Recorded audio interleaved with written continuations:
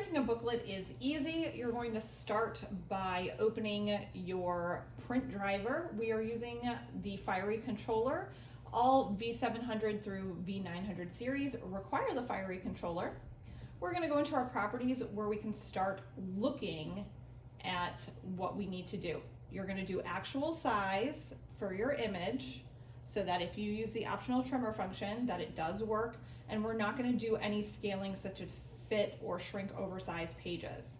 Our PDF was designed for an 8.5 by 11 image. And so our booklet, there it is. Our booklet is going to be designed with that in mind. This is just reminding you if you wanted to do a shortcut, you could. So the first thing that I'm going to do is start by recognizing that for the case of this video, I'm going to do any media type and select it from any paper source.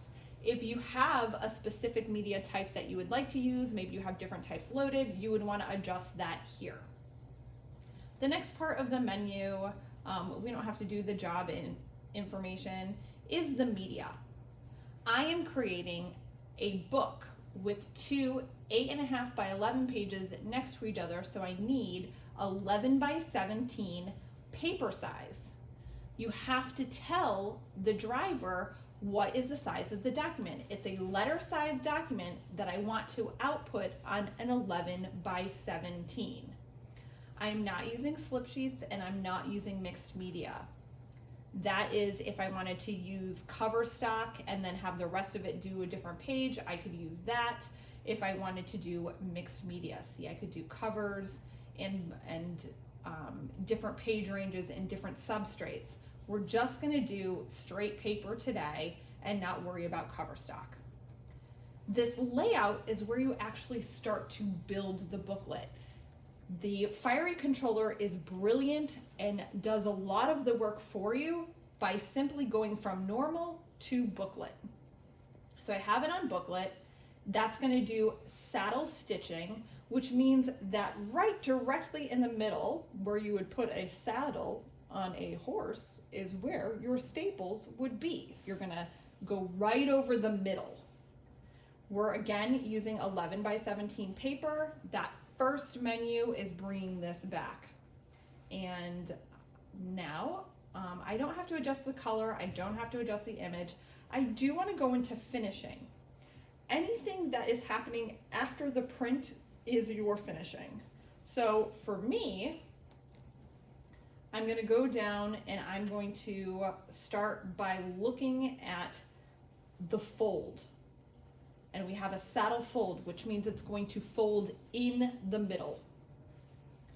If I wanted to just create, if I had a book, like maybe a document with 50 pages, but I wanted every 10 to be its own fold and have 5 different documents, I could set a number of sheets. I don't want to do that. I want all of my document to be bound in one piece, so I'm not messing around with any of those. It's going to be folded accordingly. The next thing that you'll see is the stapler. It's in saddle stitch mode, meaning it's going to fold on the inside and the staple will be on the middle of the document. We're not doing hole punching today. I'm not doing a cover page today, and I'm not worrying about perforation or binding. I want a full bleed document, and the only way that I can do that is to adjust my trimming. The finish size I want for my trimming is to be about a letter size document. Why? Because my document is a letter size document.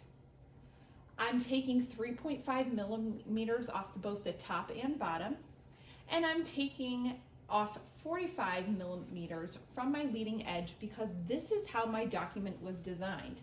If you have a professional document, you're going to see right here these marks, these hash marks right here. That is telling you that this was designed to be a full bleed document and that you want to measure from the corner of your document down to find out how much you should be taking off the top, the bottom, and the front.